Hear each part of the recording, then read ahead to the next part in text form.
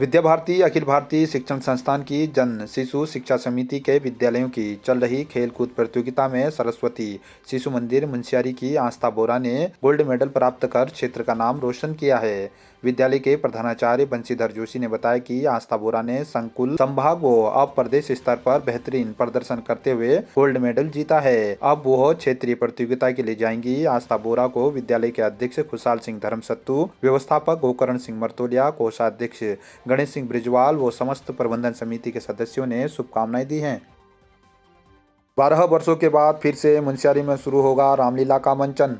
Ramlila committee की जौहार club सभागार में बैठक हुई। 12 वर्षों के बाद फिर से मुंशियारी में रामलीला शुरू करने को लेकर सहमति बनी है। कमेटी के संयोजक मोहन सिंह रावत ने बताया कि 3 अक्टूबर से रामलीला का मंचन शुरू होगा। उन्होंने सभी से सहयोग करने की अपील की है। इस दौरान अध्यक्ष रवि ब्रिजवाल, दीपक भंडारी, केदार बिष्ट, प्रमोद द्विवेदी, राजेंद्र पांगती, गगन सिंह, खुशहाल सिंह, भगवान राम, मनोज धर्मसत्तू, मनोज सयाना, तारा पांगती आदि मौजूद रहे। राव जी, आज ये लगभग 12 वर्षों बाद रामलीला का आयोजन करने का जो है रामलीला कमेटी ने ठानी है, तो इसमें आप लोग कब से प्रारंभ कर रहे हैं और कैसी कैसी व्यवस्थाएं होंगी आपकी, ज़रा बताएं।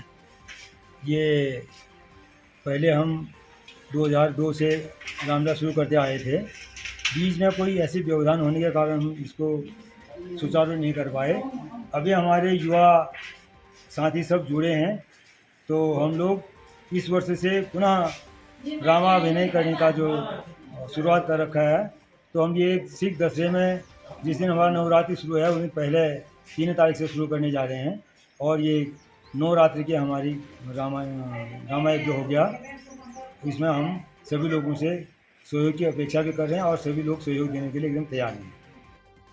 स्वच्छता अभियान के तहत डीडीहार तहसील के हंसेश्वर मठ में स्थानीय लोगों तथा एसएसबी के जवानों के द्वारा स्वच्छता अभियान चलाया गया। जनसंख्या समाधान की प्रदेश अध्यक्ष लीला संज्ञाल ने लोगों को स्वच्छता के प्रति जागरूक रहने की अपील की। एसएसबी 55वीं वाहिनी के प्रभारी गगन राम ने इस तरह के कार्यक्रम आगे भी संचालित करने की बात कही। इस दौरान हंसेश्वर मठ के परमगिरी महाराज, कमलाचंद, चंद्रकरा दताल, सीमा सुरक्षा बल के जवानों के साथ ही स्थानीय जनप्रतिनिधि मौजूद रहे। 20 दिन से बंद मिलम मोटर मार्ग खोलने की यूथ कांग्रेस के जिला अध्यक्ष ने की मांग।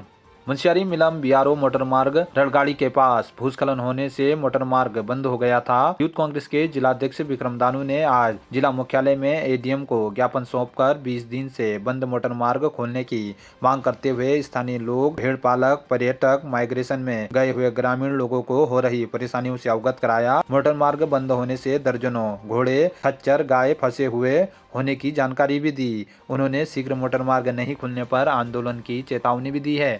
जिला मुख्यालय पिथौरागढ़ पहुंचकर विकासखंड मुंशियारी से मिलम मोटर मार्ग रड़गाड़ी के पास पिछले 20 दिन से बंद पड़ी हुई है और घोड़े खच्चड़े काफ़ी फंसे हुए हैं, जिससे आवाजाही करने में लोगों को बहुत दिक्कतों का सामना करना पड़ रहा है। और भेड़ बकरी और लोग तो जैसे तैसे आ ही जा रहे हैं, लेकिन घोड़े खच्चर फंसने से लोगों के रोजगार ठप हो गया है। इसलिए आज मेरे द्वारा अपर जिलाधिकारी महोदय को ज्ञापन दिया गया कि तत्काल मोटर मार्ग खोलने के लिए, अगर शीघ्र मोटर मार्ग नहीं खोला गया तो उग्र आंदोलन के लिए बाध्य होंगे। बलवाकोट तावाघाट निर्माणाधीन राष्ट्रीय राजमार्ग में हेवी ब्लास्टिंग रोकने की मांग। ब्रह्मकुंड तीर्थ विकास समिति के अध्यक्ष पूर्व ब्लॉक प्रमुख नेत्र कुंवर के द्वारा नायब तहसीलदार आशीष रोतेला के माध्यम से जिलाधिकारी को ज्ञापन भेजकर बलवाकोट तावाघाट निर्माणाधीन राष्ट्रीय राजमार्ग में बीआरओ की कार्यदायी संस्था हिलवेज कंस्ट्रक्शन कंपनी के द्वारा हेवी ब्लास्टिंग से ग्राम सभा खेला सहित अन्य गाँव खतरे की जद में होने की बात कहते हुए शीघ्र हेवी ब्लास्टिंग को रोकने की मांग की है। इस दौरान नरेंद्र सोनाल भी मौजूद रहे।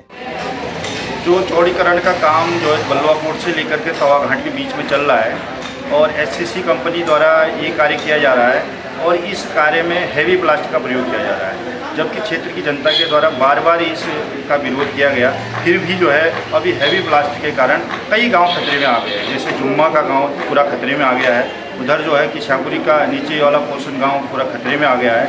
आज परसों ही आपने देखा होगा चेतल कोट के पास में हीरो पॉइंट में बहुत बड़ा जो है स्लाइडिंग हुआ है।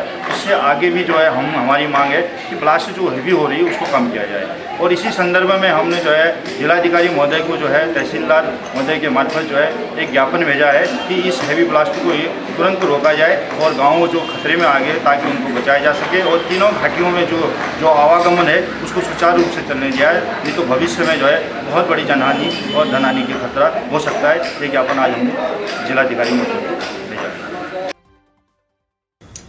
नमस्कार आप सबको। आज बड़े दिनों के बाद ये मन हुआ कि वीडियो के माध्यम से आप तक जाऊं और उसके पीछे का निमित्त भी बना, एक कारण भी बना, वो ये कि उत्तराखंड में भू कानून लागू हो, जो हमारे लिए हो सकता है आपके मेरे जीवित रहते तक इसका कोई आपको फ़ायदा नज़र ना आए, लेकिन देखते ही देखते 2, 4, 5, 10 सालों में आप हम सब लोग ये देख जाएंगे कि हमारी जो आने वाली पीढ़ी है, नई जो जनरेशन है, उसके पास खाली हमारा उत्तराखंड कहने के लिए एक शब्द या एक नाम रह जाएगा, उसकी ज़मीन जा चुकी होगी। डबल वाले ने कमी ना, कोई कमी नहीं है पैसे वालों की। 1 मिनट में देश खरीद दें, ऐसे लोग हैं हमारे देश में, और ऐसे लोग हैं जो 1 मिनट में उत्तराखंड खरीद लें और 1 मिनट में किसी नेता या किसी बड़े मुख्यमंत्री या किसी को भी खरीद लें। वो पैसे वालों की कमी नहीं है।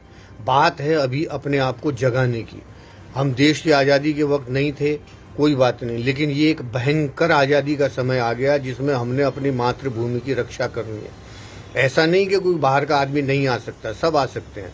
ठीक वैसे ही जैसे हिमाचल में आदमी ज़मीन ले सकता है, उन्हीं नियम कानून या उसी तरह के नियमों के तहत उत्तराखंड में भी आदमी ज़मीन ले, क्यों ना ले, लेना चाहिए। हर आदमी को हक है, वो भारत का कोई भी हो चाहे विदेश का हो, आना चाहिए, आना भी चाहिए, लेकिन ऐसे नहीं आना चाहिए कि वो पूरे पहाड़ के पहाड़ खरीद डाले बड़े लोगों की संगत में मिल करके। ये बहुत भयंकर रूप हमारे लिए होने वाला है उत्तराखंड के लिए। मैंने इससे पहले भी कई बार बोला, आवाज़ भी उठाई, लोगों ने उसको अप्रिशिएट भी किया, उनके दिल की बात थी, मेरे दिल की बात थी, तो वो आगे तक भी गई। हालांकि इसमें एक आध मेरे जिसमें डीएम नाराज़ हो गए, एक आध सांसद नाराज़ हो गए, एक कैबिनेट मंत्री ले नाराज़ है कि जो पहली कूच की हेमंत तुम धरोहर हो ना हमारी उत्तराखंड की धरोहर, वो तक फ़ोन ना उठा रिया। लेकिन ये ऐसा चलते रहेगा। हमको राजनीति से ऊपर उठ करके, दलगत राजनीति से उठ करके सच में उत्तराखंड की धरती के लिए अगर कुछ करने का वक्त है तो इस कानून का समर्थन करिए और हमारे बोलने से ही कुछ होगा।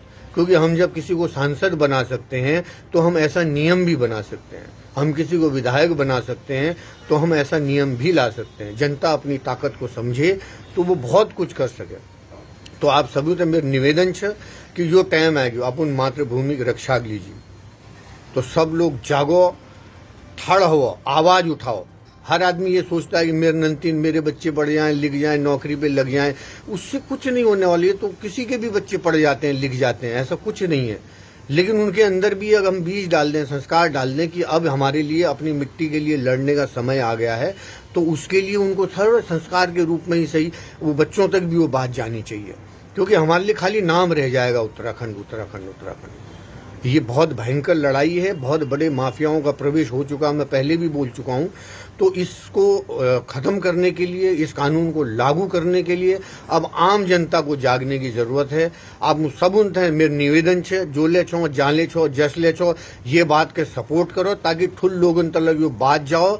जनर हाथ में नियम कानून बनाना का अधिकार है, वो लोग इसको लागू करें, इम्प्लीमेंट हो तो हमारा राज्य बच जाएगा। हम हैं भारत में, लेकिन आने वाले समय में भयंकर चीज़ होने वाली है। उत्तराखंड में कुछ ऐसे तत्व घुस रहे हैं जिनसे अभी हमको मजाक लग रही है, कश्मीर जैसी स्थिति आने की संभावना है। तो आप लोग जाग जाओ, ठाड़ जाओ। और उत्तराखंड के युवाओं से मैं उम्मीद करता हूँ आप लोग चाहो तो बहुत कुछ कर सकते हो, क्योंकि आप ही लोग देश की रक्षा करते हो फौज में जाके।